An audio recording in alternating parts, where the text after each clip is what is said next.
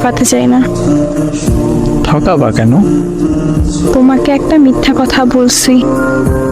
তাহলে সেই মিথ্যা কথার সত্যিটা এখন বলো। আসলে এগুলো কিভাবে বলবো বুঝতেছি না। কি সমস্যা সেইটা বলো।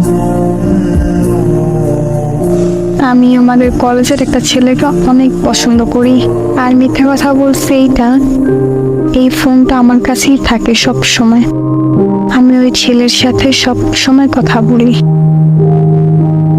নিজের অজান্তে ওরা অনেকটা ভালোবেসে বলছি। গতকাল আমি ওরে বলছি সব ঘটনা। ও আমার সাথে সম্পর্ক করার জন্য রাজি হয়েছে। তাই বুকে অনেক হাউস নিয়ে তোমাকে আমি এসব বলতে আসছি। তোমার কথা শুনে হারিয়ে গেছিলাম।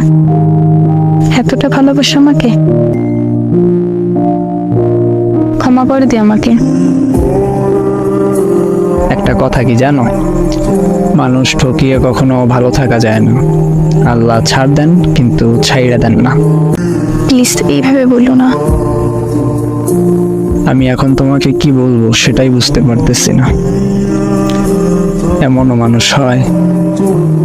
আচ্ছা, আমার কমতি ছিল কোথায়? জানি না।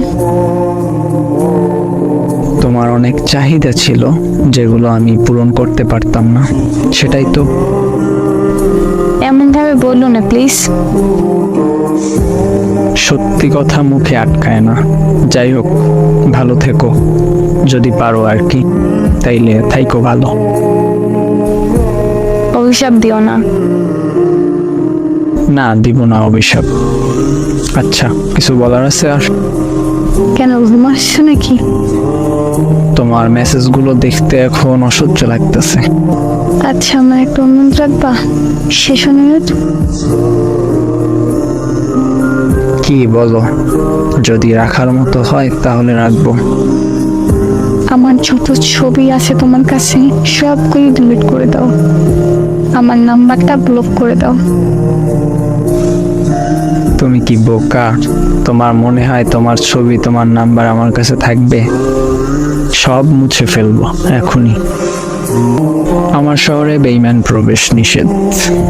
Good bye.